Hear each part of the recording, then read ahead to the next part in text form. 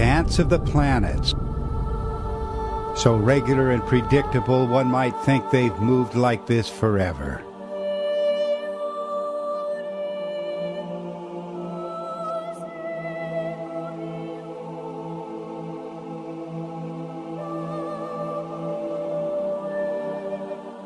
What a contrast to things claimed by the first astronomers of ancient Mesopotamia and numerous cultures that followed. They watched planetary motions with a compulsive fear. Why would diligent astronomers insist that the planets were the towering gods of a prior time? Planets ruled the destiny of kings and kingdoms, and they were the agents of doomsday, the end of the world.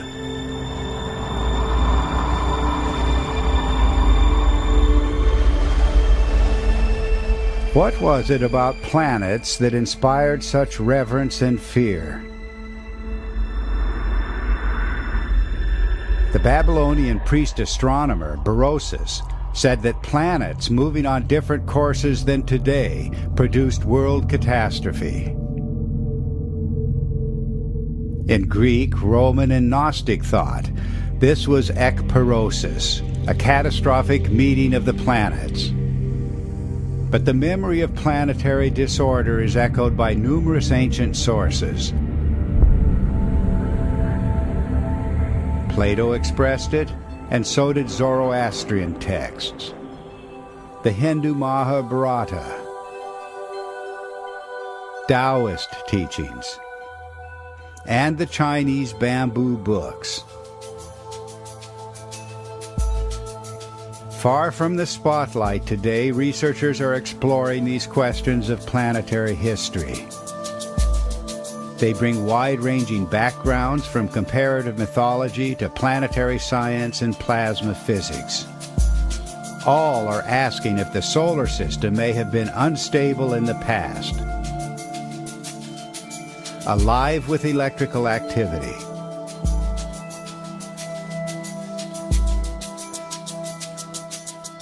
Allow this question to be asked, and the doors open to a new understanding of the past, of planetary history, and the rise of civilization itself.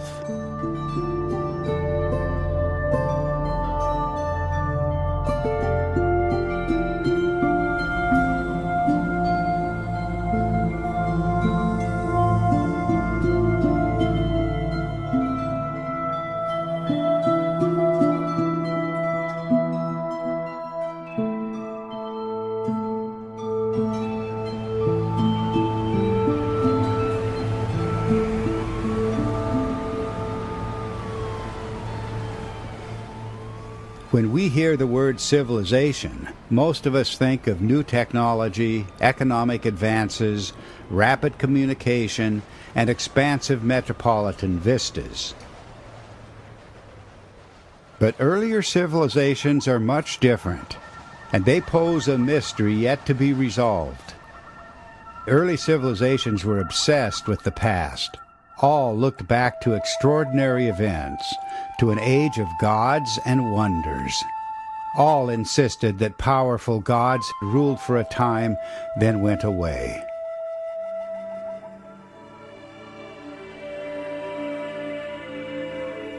Monumental cultures arose, and the monuments themselves meant much more than a display of technical skill.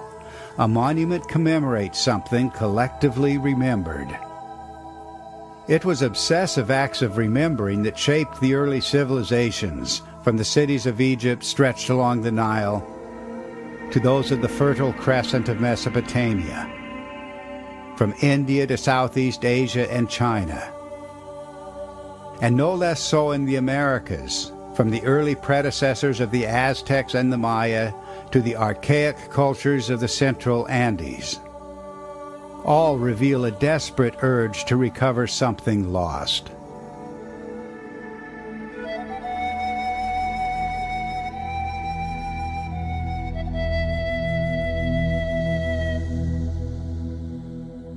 Egyptian priests called this lost epoch the Age of the Primeval Gods. It began with the rule of an earlier sun god, Atum, who later departed. Cuneiform texts speak of the god On, who ruled with terrifying splendor, then fled the scene. The Greeks celebrated the lost age of Kronos, but he too was replaced by another power, the towering Zeus.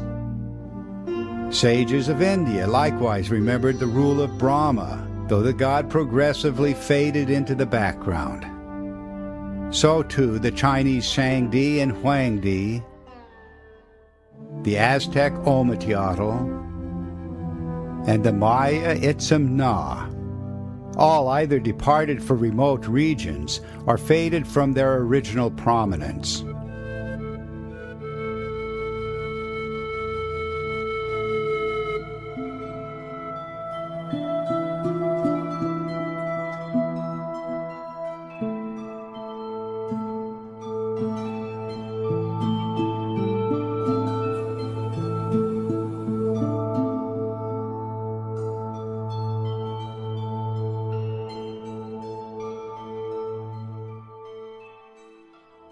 Through festivals and symbolic rites, the cultures remembered the lives of the gods.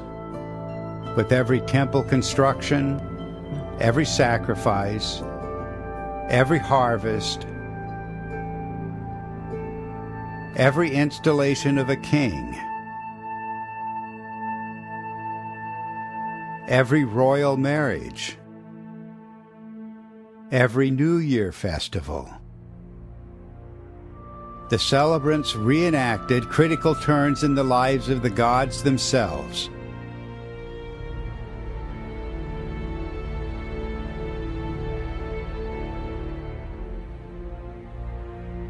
Were you to remove the stories of the gods, there would be no cultural content left in the early civilizations.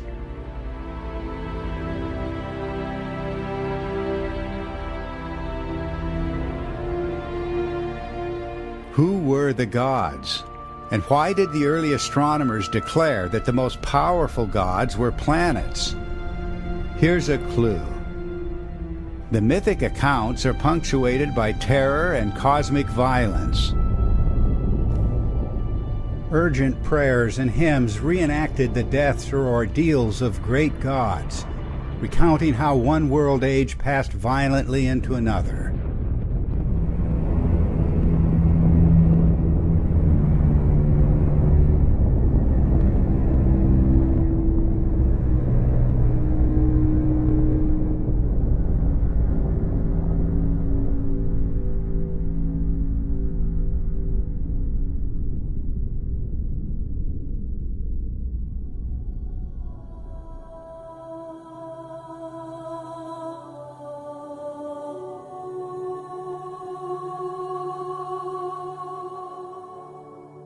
At least some of the artistic and mythological themes will be familiar to you.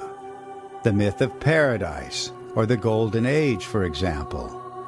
A perfect time before a descent into cosmic disaster.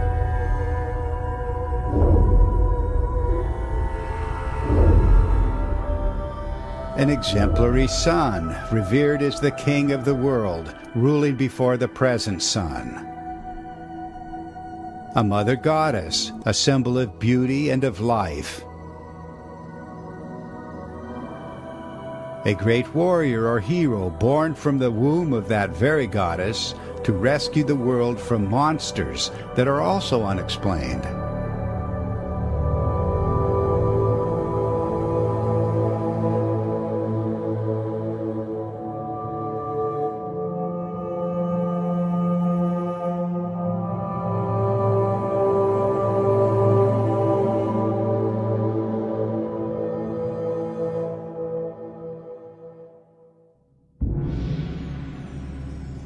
Perhaps there is no better example of an unexplained mythical theme than the serpent or dragon. This remarkable creature with origins in prehistoric times has no counterpart in the biological world. Yet it was remembered on every habitable continent and persisted across the millennia into modern times.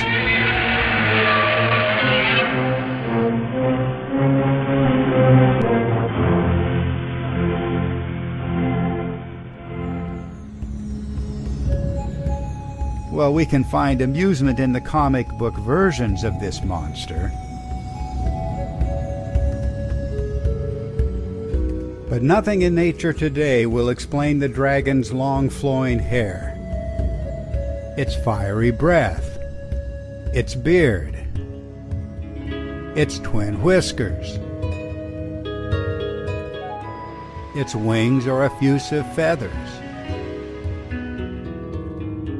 or its global occurrence as twins, or its global association with lightning.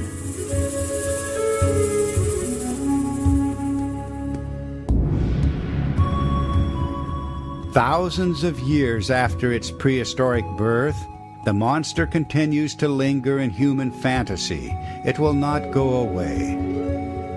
But ask yourself, how could the dragon archetype have arisen without provocation? And should we not wonder if uniquely modern prejudices are the primary reason the mystery remains unsolved? With one voice, every ancient culture insisted that our world was once a much different place.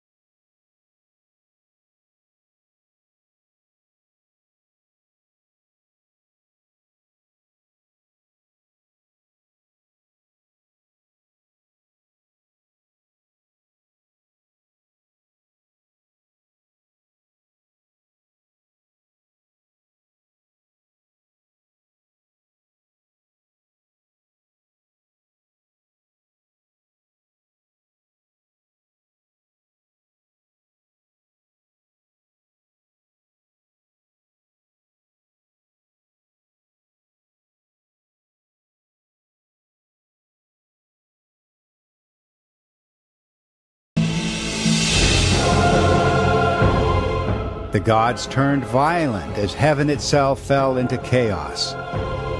Then celestial warriors and monsters appeared to battle in the heavens, wielding weapons of thunder and fire and stone. Our challenge will be to account for this outpouring of mythic content.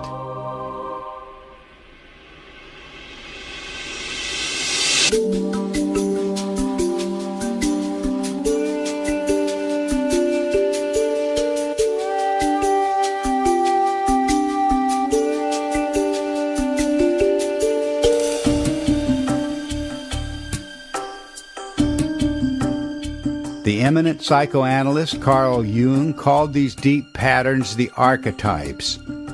He saw them as universal structures of the unconscious, lying beyond rational or scientific explanation.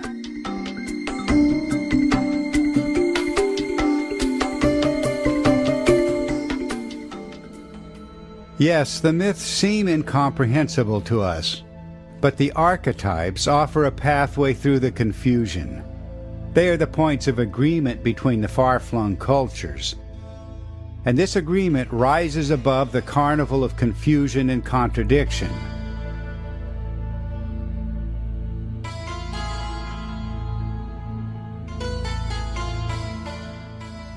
Every major culture remembered a cosmic mountain around which the heavens turned.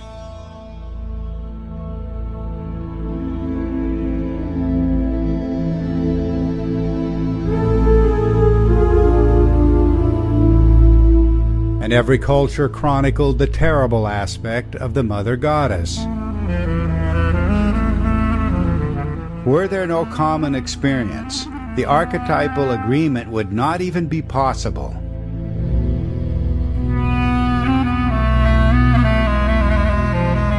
All that is required here is a willingness to meet the archetypes and without fear or prejudice or any advanced assumptions to hear their message.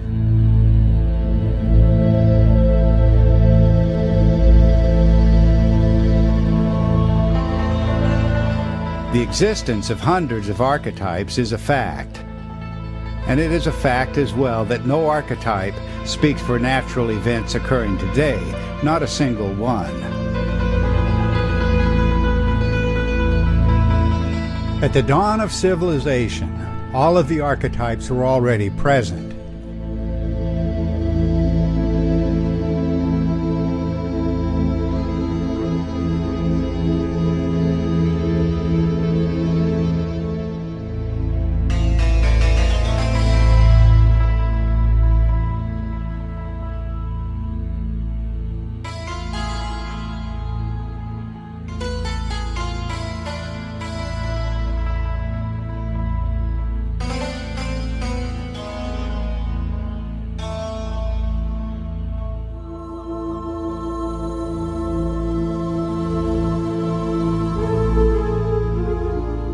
Today we are fascinated by the monumental scale of the antique civilizations.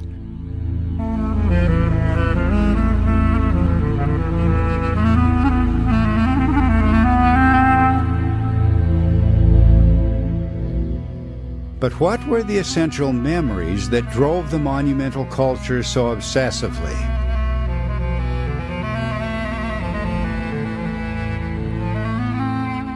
The threads of evidence trace deep into the prehistoric past, a world barely recognized, but not entirely lost.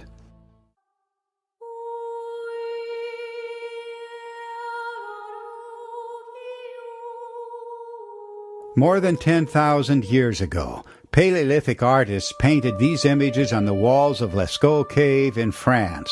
They were realists, with an exceptional eye for detail.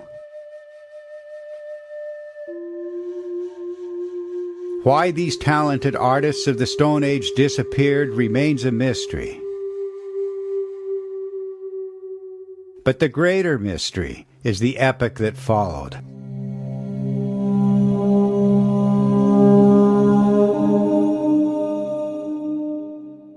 It seems that Neolithic artists lost the ability to depict nature as we know it. Accurate representations of nature are present, but the dominant style produced a carnival of ghostly creatures and absurd forms never seen in our world.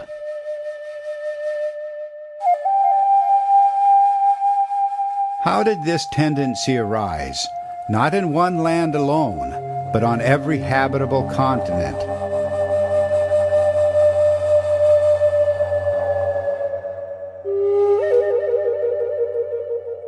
Absurd, yes, but what provoked the distinctive patterns? A stick man with no head, just a duck or other bird on his shoulders? Hundreds of variations on this theme occur in the American Southwest. But the pattern doesn't end there.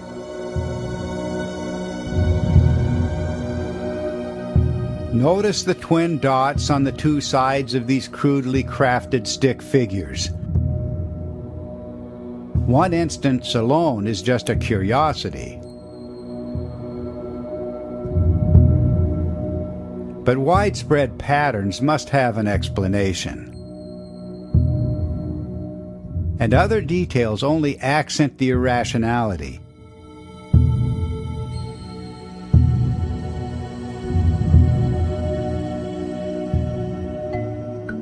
Recently, an answer to these mysteries came from outside traditional archaeology, from plasma science and laboratory experiments with electric discharge.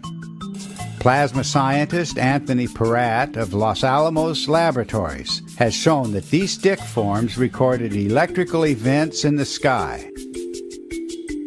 Something like the northern lights we see today, but 1,000 times more energetic. And he matches the rock art forms precisely to the configurations taken by electric discharge in the laboratory. The rock art images are explained as sheets of intense electric current in the evolution of a plasma discharge. The central column you see in this stylized representation is the axis of the discharge. Wrapped around the axis is a torus or donut-like tubular sheet of charged particles. The observer sees through the transparent formation, champagne glass above, squashed bell shape below, so the plasma density is greatest at the limbs. Drawn in 2 dimensions, the formation matches the stick man carved globally on stone by the thousands. The 2 dots under the stick man's arms are the exceedingly bright, high-energy radiation called synchrotron radiation, emitted from the center of the torus. The current sheets continually warp as the electric discharge progresses, and this form is not uncommon. A 2-dimensional representation might look like this. Peratt's work has shown that the stickman, the duck-headed version of the American Southwest, and variations from Hawaii to Saudi Arabia, is a plasma discharge formation, a subject on which he is an acknowledged world expert. Peratt's investigation is entirely independent from our own. Thousands of rock art images have enabled a supercomputer to identify formations as seen from different positions on Earth. The fit that he has documented cannot be accidental. And yet our own investigation, which preceded Peratt's by almost 3 decades, converges with his in extraordinary ways, as I shall clarify in the 2nd episode of this series. For scholars and scientists as a whole, rock art remains an unsolved mystery. For 200 years, experts have debated over the vast library of images on stone.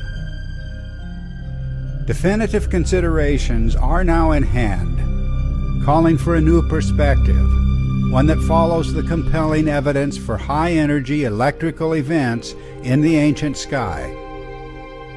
And those who pursue this line of investigation must not be afraid to ask how the movements of planets may have contributed to an electrified cosmic environment, of which science knew nothing only a few decades ago.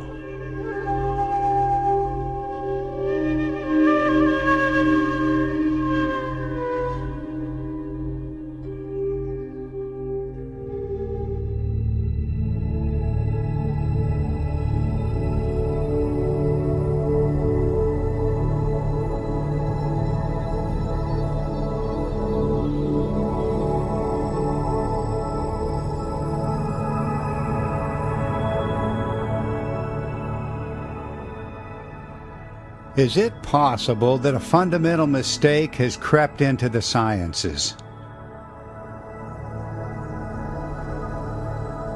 Today we witness an unshakable confidence in the regularity of planetary motions. But is this confidence truly justified?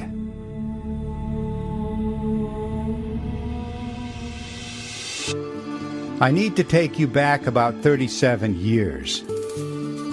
That was when the controversial theorist Immanuel Velikovsky lit a fire for me.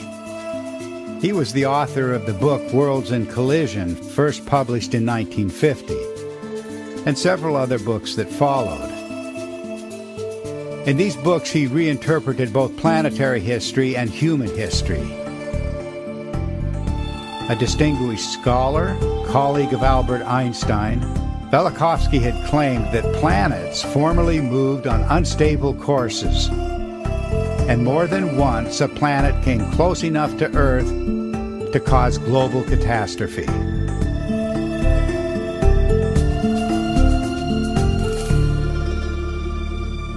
Most astronomers dismissed the book out of hand, and some threatened a boycott of the publisher Macmillan, forcing the company to drop the book when it was the #1 bestseller. But when the space age arrived, our probes of planets and moons revealed devastated surfaces, inspiring renewed interest in Velikovsky's claims.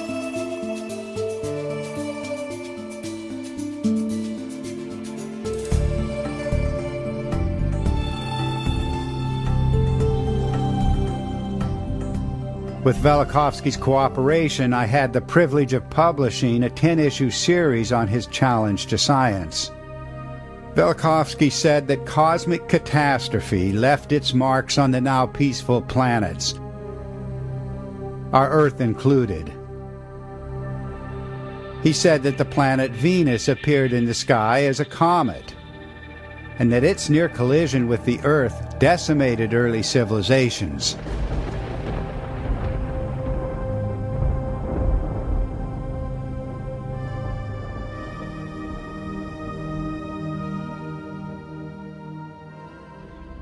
He said that electricity was highly active in these events. Planets moved on erratic courses, and on occasion they nearly collided as cosmic lightning bolts flew between the approaching bodies.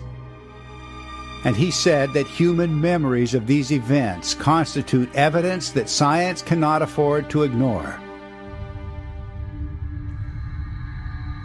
It soon became clear to me that Velikovsky had opened the door to a new possibility, perhaps even a new understanding of the mythic archetypes as a whole. But why did the evidence always seem too preposterous to believe?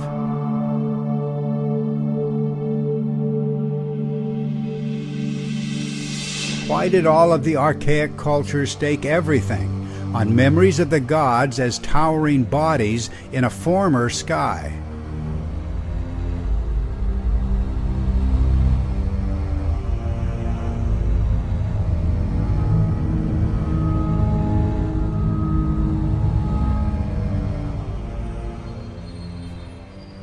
I was particularly enchanted by something Velikovsky proposed in a work still unpublished at the time.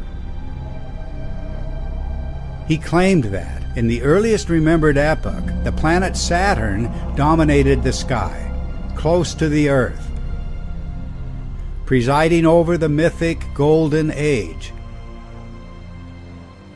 It was an outrageous idea, and yet I found in it the inspiration for a life's work.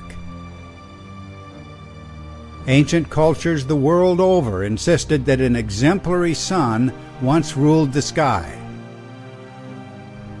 For the Egyptians, this former power was the creator Atum-Ra, ruling from the center and summit of the sky.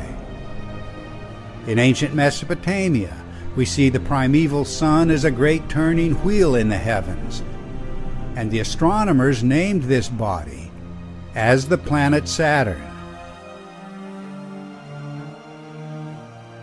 It was from the Romans that we received the planet's name, Saturn. But an archaic Latin name for Saturn was Sol, the sun. In earlier Greek texts, the planet Saturn, called Kronos, was also named Helios, the sun.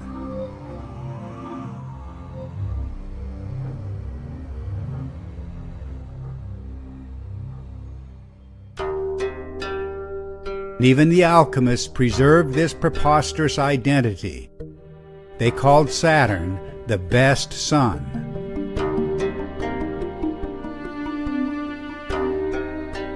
Best sun, superior sun, exemplary sun. The core idea always pointed directly to the axis of the sky, the celestial pole around which the heavens visually turn.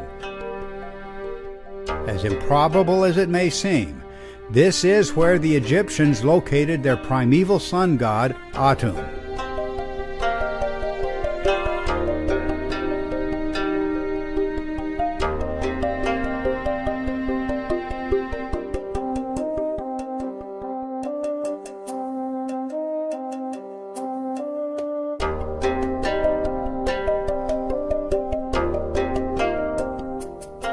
This motionless spot in the heavens is precisely where later astronomical traditions from Greece to Persia and China all claimed that Saturn had ruled the world, a contradiction of every principle we take for granted today.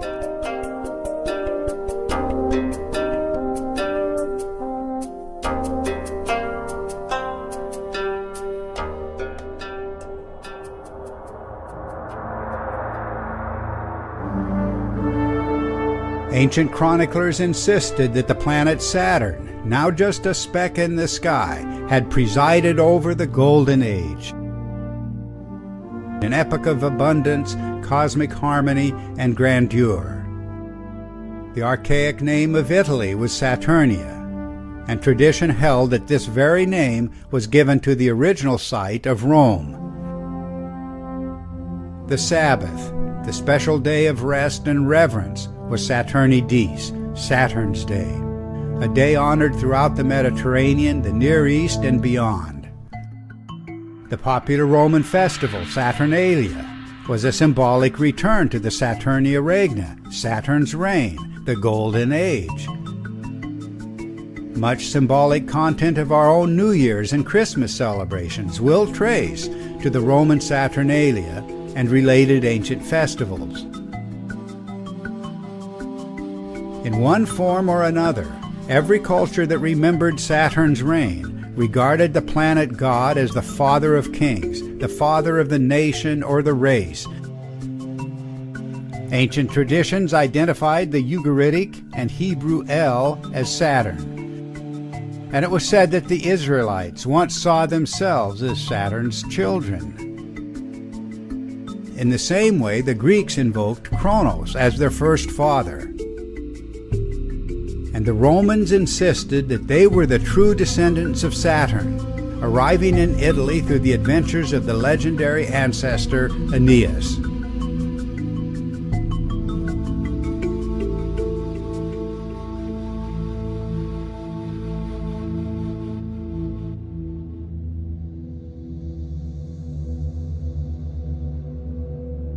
But there was a dark side to Saturn, reflecting the catastrophic end of the Golden Age. This was when, in the words of Manilius, Saturn, the first father, fell to the opposite end of the world axis. This sudden onset of chaos, when heaven itself seemed to fall out of control, has haunted civilizations across the millennia, erupting as doomsday anxiety, the fear that what happened once will happen again. It's almost impossible to believe that ancient people sacrificed their own children, either symbolically or literally, to the planet god Saturn. Saturn was remembered as the devourer of his own children, and as Moloch, demanding sacrifice,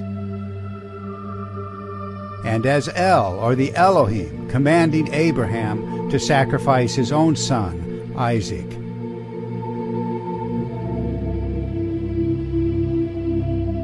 In the face of evidence that cannot be denied, the reasonable course is to bring the catastrophic source of these memories into the light of day.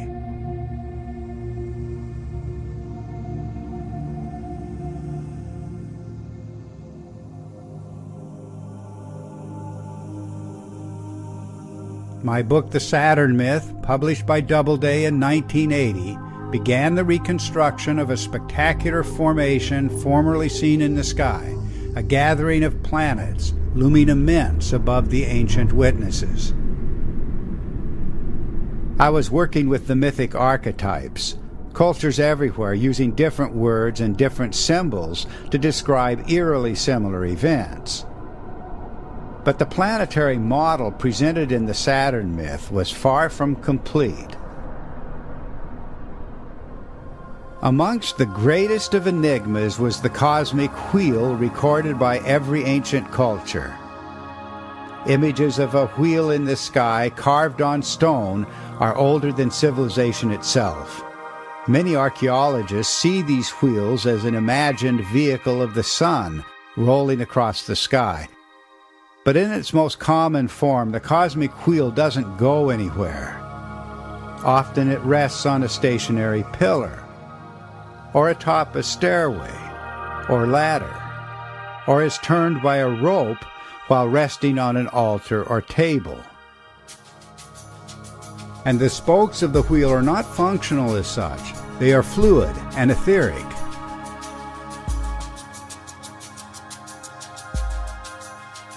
Archaic gods and heroes hold a wheel in their hands. A cosmic wheel served as the throne of gods and cultural heroes and wise men, symbolically replicated in the wheel thrones of kings on earth. The wheel throne of Buddha underscores our point, and even the popular footprint of Buddha recalls the same wheel in heaven. The inspiration did not come from our sun. Compare these prehistoric instances of the pictographic wheel from Ireland and from California. Different parts of the wheel are clearly evident. A large circle or sphere, though not always present, a central star, and a smaller, darker circle or sphere inside the star-like form. The images do not depict a single object, but three objects, as demonstrated here, where the artist placed the small dark sphere well below the central star. I can assure you that the placements are not random. These forms in the sky were planets in close congregation and immense above the ancient sky worshippers.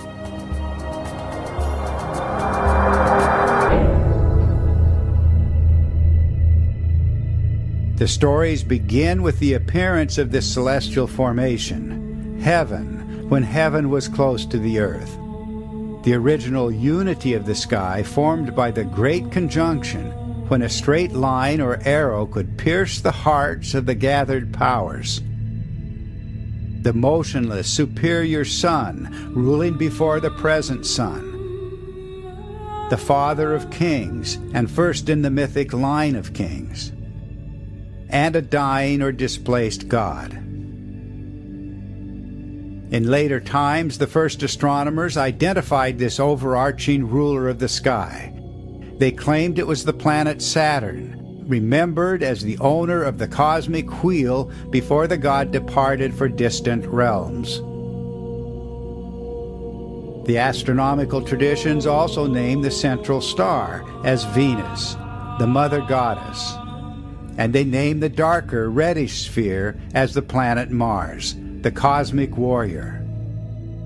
In these 3 hours, I intend to demonstrate that the stories of the gods are the stories of what happens to these celestial bodies.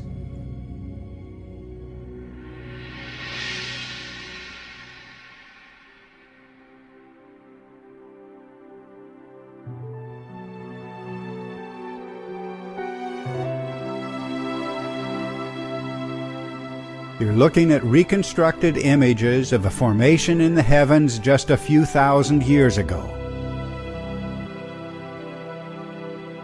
The configuration evolved through many phases, evoking reverence and awe, a model for kings and kingdoms for thousands of years. Great temples and cities, and sacred mountains all pointed back to the mythic age of gods and wonders.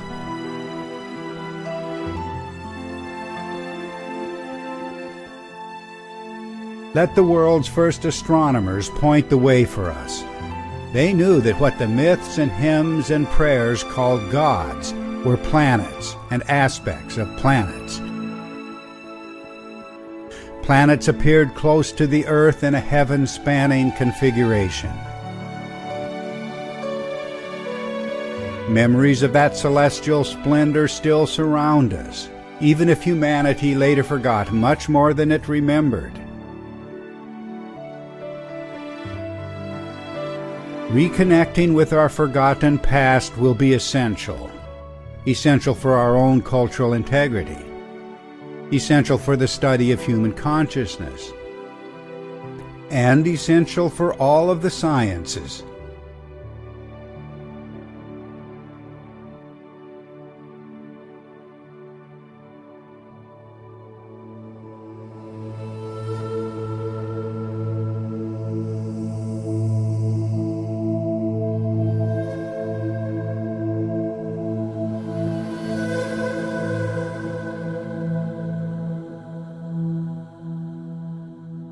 Just a few thousand years ago, our ancestors witnessed a gathering of planets close to the Earth.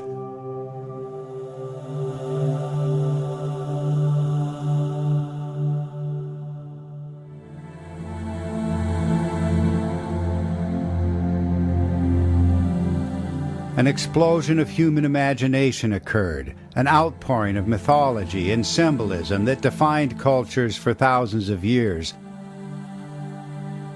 long after the celestial provocation itself was forgotten.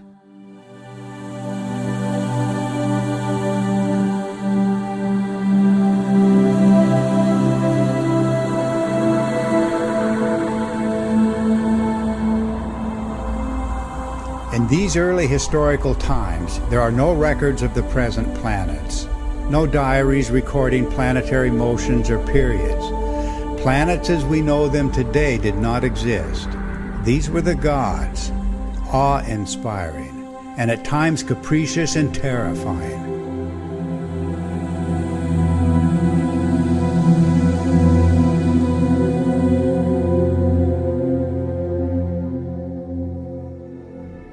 Early star worshippers speak of a great light of heaven, motionless in the sky, the Egyptian Atum or Atum Ra, the Sumerian On, the Babylonian Anu. And enigmatically, early astronomers knew the overarching figure as the planet Saturn, whose story will be a centerpiece of our third episode. In the beginning, the gathered powers were not seen as separate gods, but as the primeval unity of heaven, the perfect conjunction, or great conjunction of the Golden Age.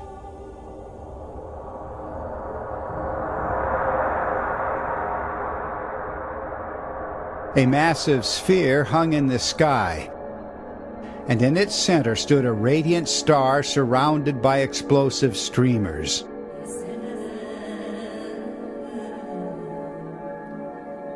Cultures the world over came to see this star in feminine terms as the mother goddess, the planet Venus. Remembered as the great star, the mother of all stars.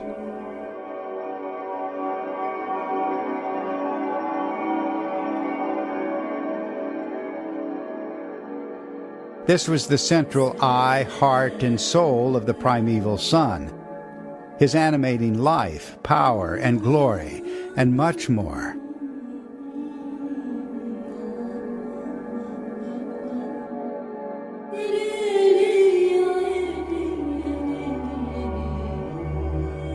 One of the most enigmatic cultural themes is the transformation of the life-giving goddess into a monstrous form, attacking the world.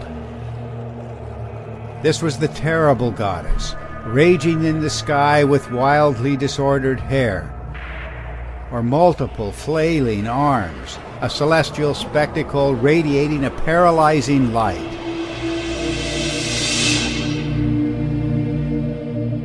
When instability and displacement occurred, the streamers discharging from Venus grew chaotic, giving the planet a frightful countenance.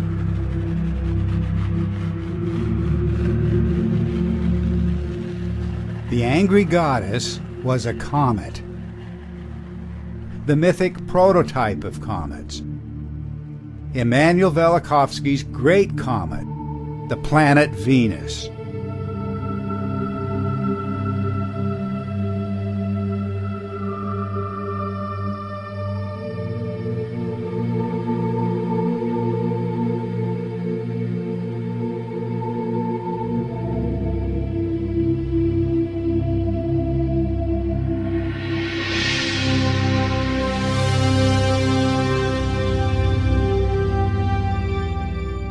Seen in front of this central star was a smaller, darker, reddish sphere.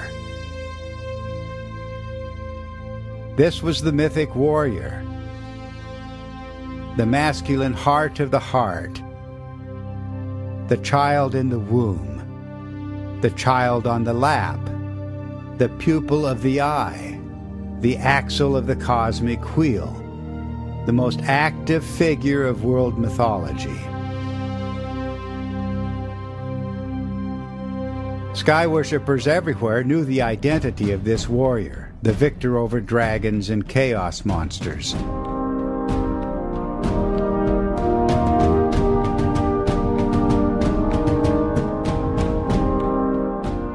This global identity of Mars as the greatest of warriors shouts to us an unrecognized history.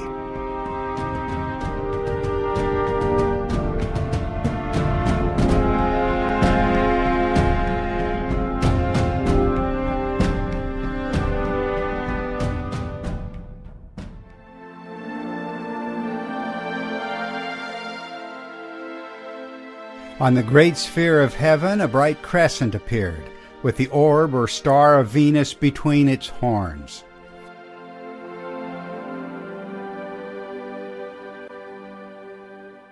Things never seen in our sky were once revered around the world.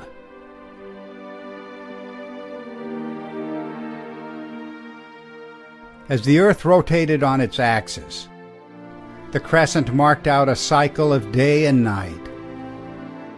Crescent below in the phase of greatest brightness, crescent above in the phase of dimming. Though our sun was present, casting its light on the configuration, it was not itself in the visual theater of the gods. I called this the polar configuration because the Earth itself rotated in alignment with the forms in the sky, placing these forms at a celestial pole around which the heavens visually turned.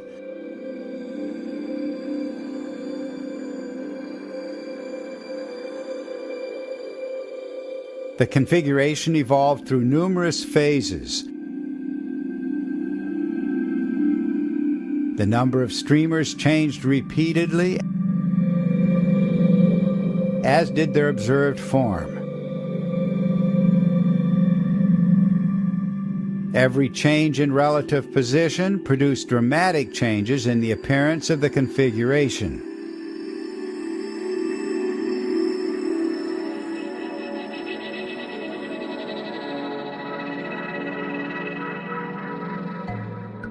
In 1996, the Canadian filmmaker Ben Gedlow spent many months in Portland producing a 90-minute documentary on the reconstruction. At that time, many dynamic issues were largely unresolved. But later that year, the Australian physicist Wallace Thornhill flew to Portland for a 30-day visit. He convinced me that the forms I'd reconstructed were electrical. They were plasma discharge streamers stretching between planets. He explained that in a radial electric discharge, both the number of streamers and their concrete form will change with the intensity of the discharge.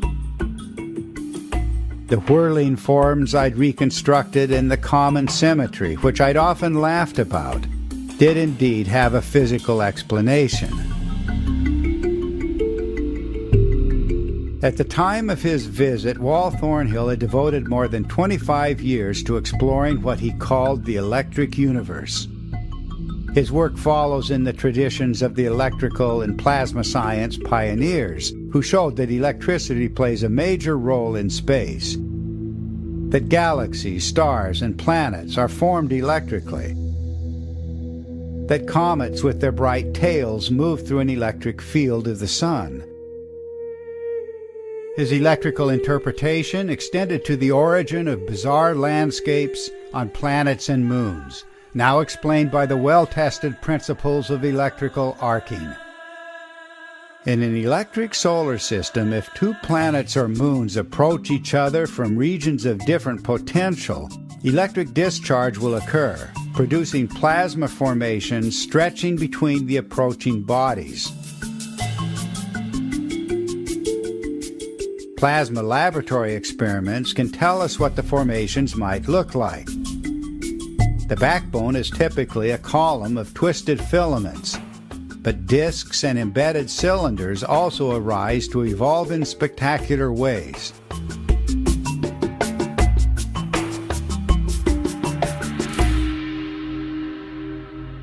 The counterpart to such formations can be seen in ancient depictions of the cosmic thunderbolt.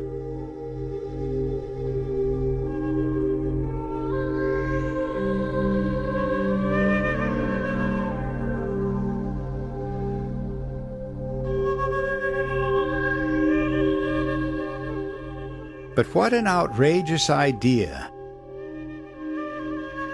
that exotic formations could arise between planets in close approach.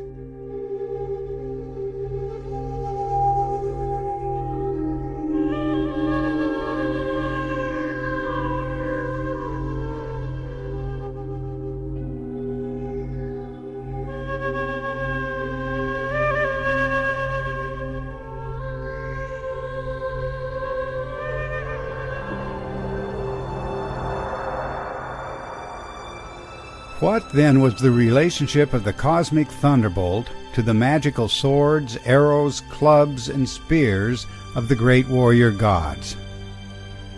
With a stunning accord, ancient languages identify these weapons as special forms of the cosmic thunderbolt.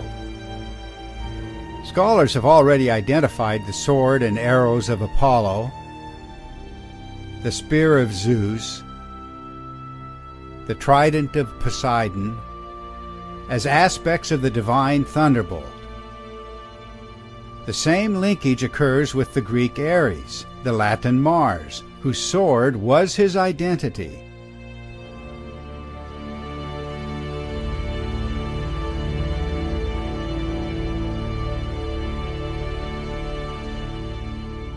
First came the thunderbolt, the core archetype.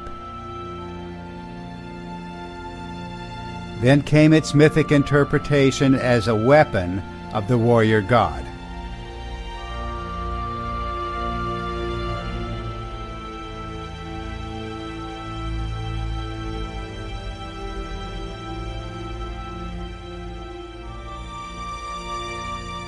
Placed in the hands of the gods, the cosmic thunderbolt provides a bridge for us, joining the mythic world to the leading edge of plasma science.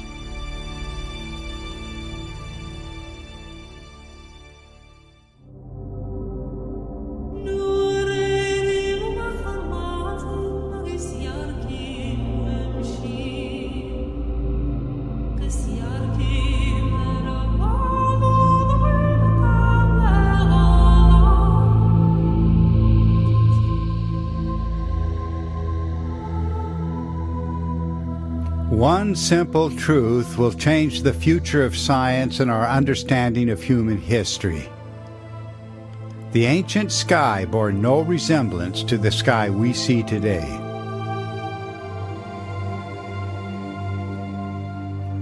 Above human witnesses, planetary formations hovered close to the Earth.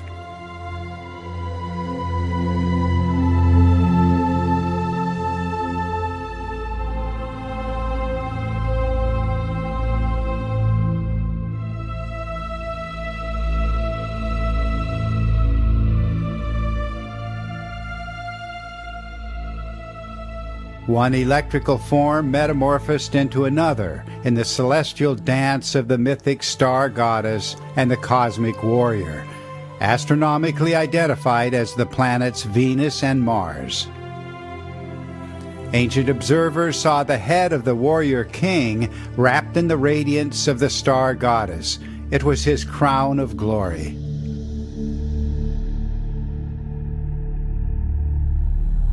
And it was the warrior's magical protection, worn as a helmet or crest, but much more.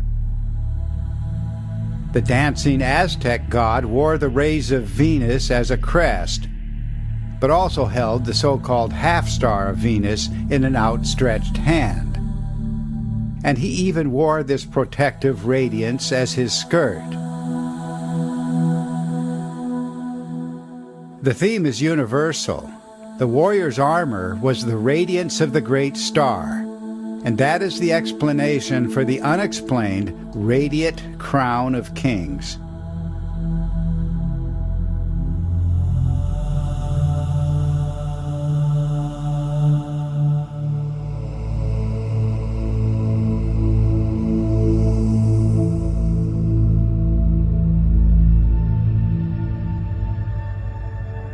As the forms of the configuration changed, the mythic interpretations changed as well. In pictures and words, the ancient chroniclers recounted the cosmic conjunction of the goddess and the warrior. The goddess was the eye, and the warrior was the pupil of the eye.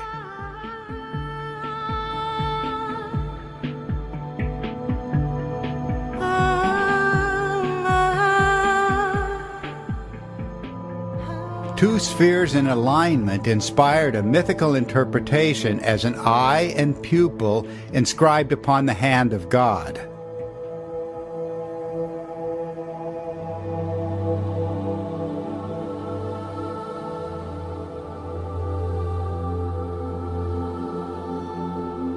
The 5 fingers of the hand were the visible aspects of an 8-spoked wheel in a different phase. Buddhist symbolists knew that the hand bore a secret relationship to the 8-spoked Dharma wheel. Buddha was the motionless axle of the wheel. Enthroned upon the hand of heaven, he was surrounded and protected by the celestial fire of the gods.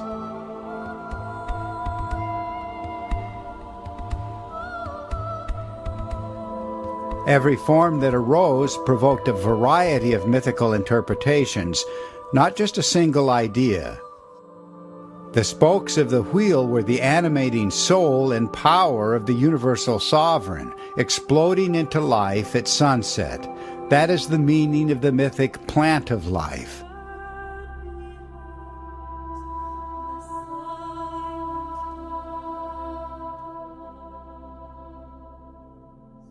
Things seen in the sky provoked hundreds of imaginative images, and not one speaks for events in the heavens today, not a single one. Even when the concrete form of the cosmic original was forgotten, the imaginative idea persisted for thousands of years. Innumerable concrete details will not allow us to just make up explanations for the myths and symbols.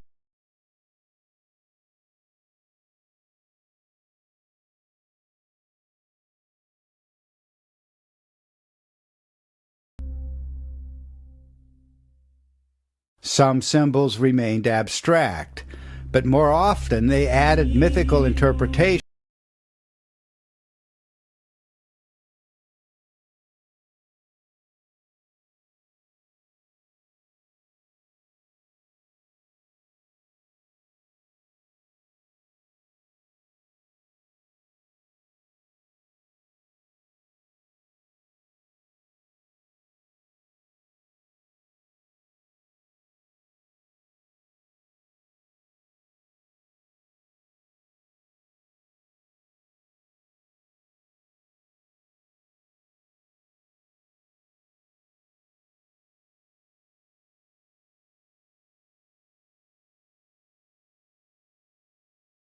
Rebirth, the warrior god emerged from the radiant flower.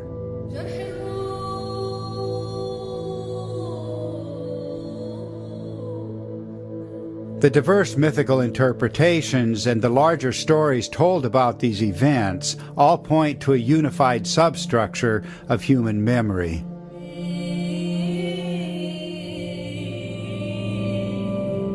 A great wheel turned in the heavens, and it was remembered around the world.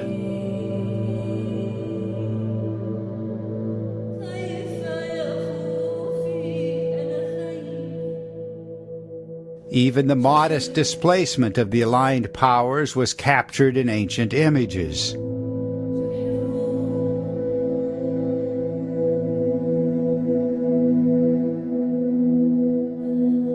Why was the Egyptian goddess identified as the headdress of the warrior king?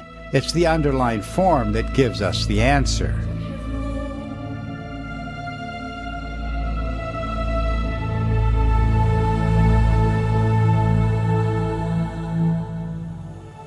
A primeval sun ruled the world, shining most brightly in the night sky. A crescent came to adorn this primeval sun, and it certainly was not our moon. The great star of Venus rested between its horns, and visually seated within the star was the planet Mars. A luminous stream appeared to descend from Mars, the first form of the cosmic thunderbolt.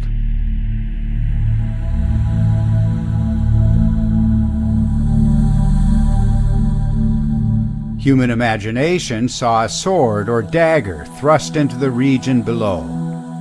The warrior god was his sword, envisioned also as an axial pin, peg, or mooring post of the turning sky.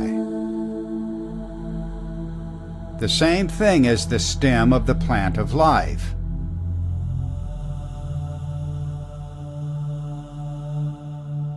And the pillar-like lower limbs of the goddess.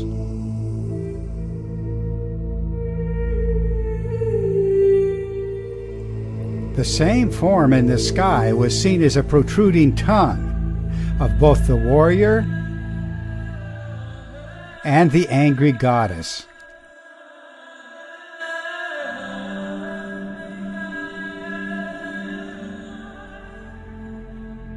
A pronounced movement of Mars occurred close to but not precisely on the planetary axis. Now the celestial crescent appeared as the horns of the warrior himself, in his identity as the bull of heaven. And it should not surprise us that the foundation post bore the image of the bull at its apex.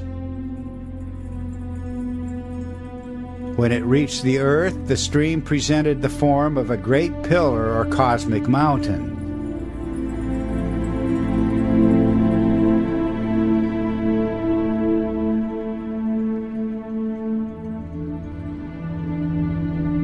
Perhaps it is too much to believe that the famous bull of heaven was just a pillar and shining horns.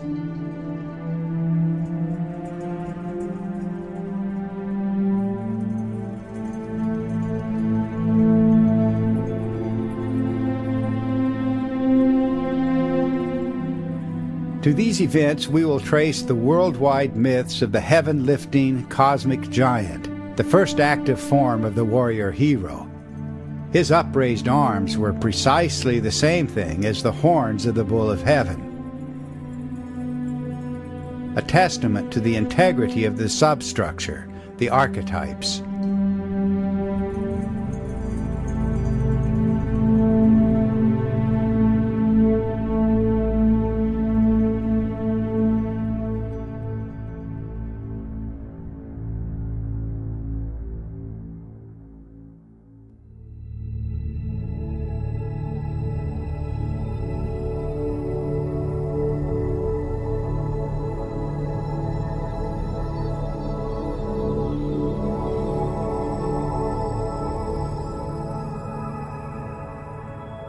In some phases with the movement of Mars, dust and electrified plasma streaming between Mars and Venus became visible to terrestrial observers.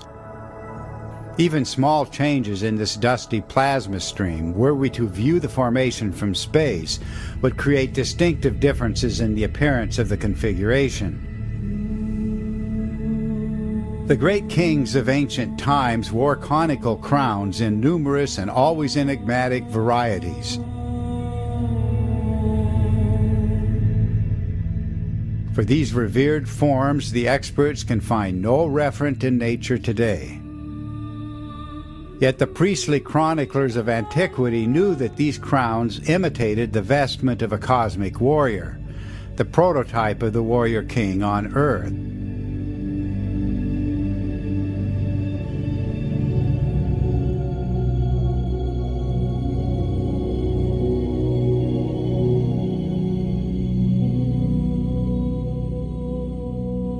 With progressive instability and displacement from the axis, the stream joining Mars and Venus spiraled outward. This was the mother goddess herself, the radiant eye, heart, and soul of the primeval sun, now externalized as a curling lock of hair. And the earliest sources leave no doubt that it was a visible form in the sky.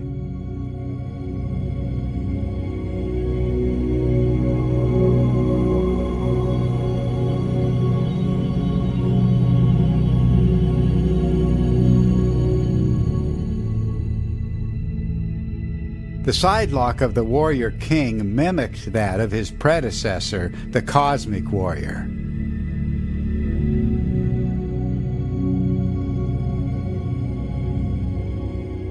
This curling life breath provoked innumerable symbols, far more than we could include here.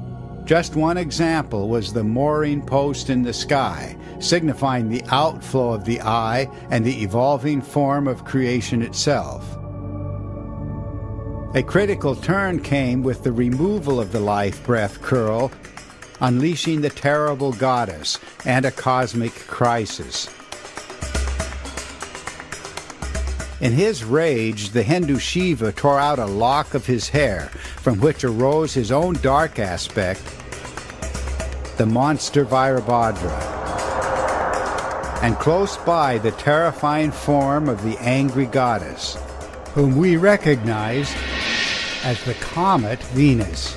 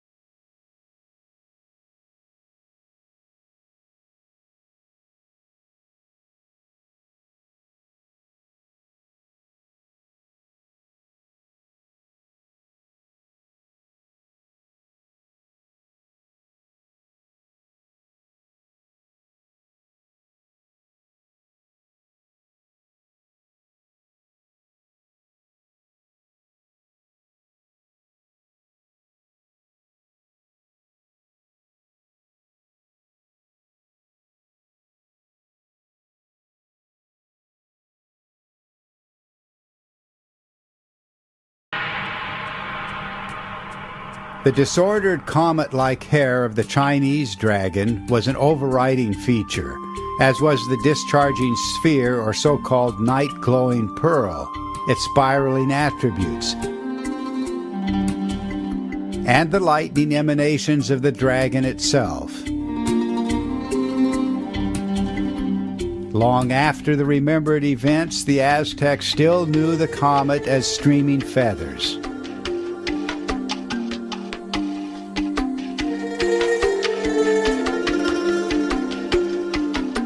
They knew the connection of the comet to a cosmic serpent. And they remembered the connection of both to the planet Venus.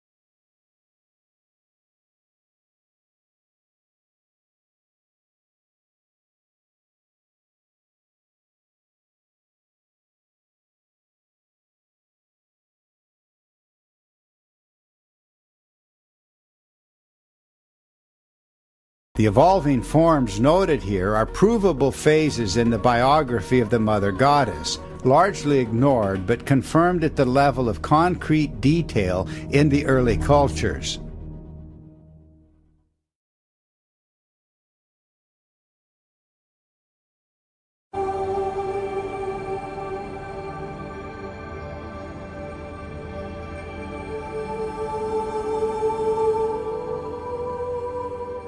The priests of ancient Egypt knew that the white crown was the Mother Goddess.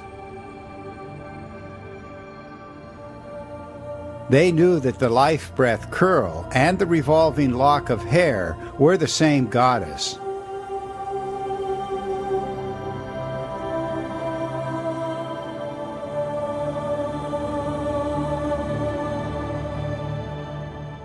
Across all of Egypt, the chroniclers remembered the luminous spiral with its radial projections as the agent of celestial construction.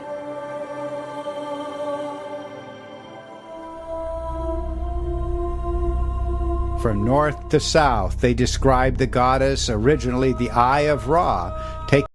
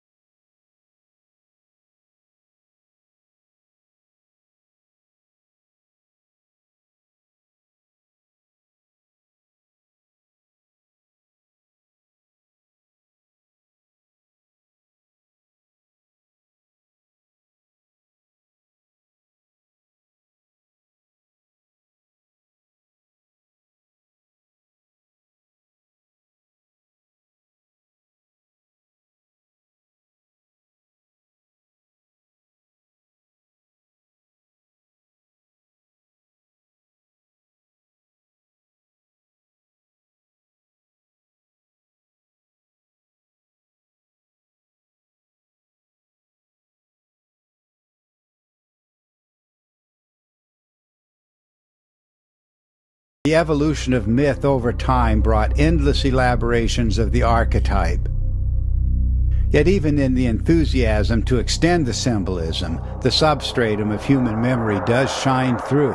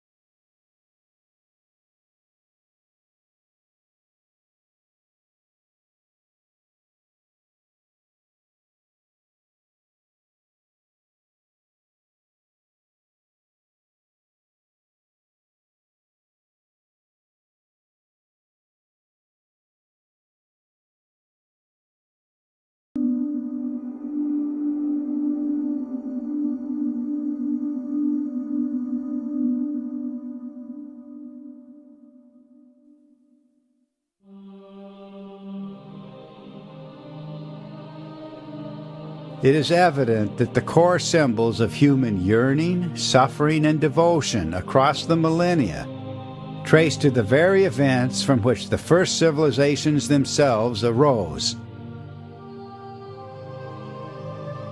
Now the question must be asked: if the great mythic archetypes are explained by events unknown to our world. What can the electric universe and the leading edge of plasma science tell us about the ancient experience?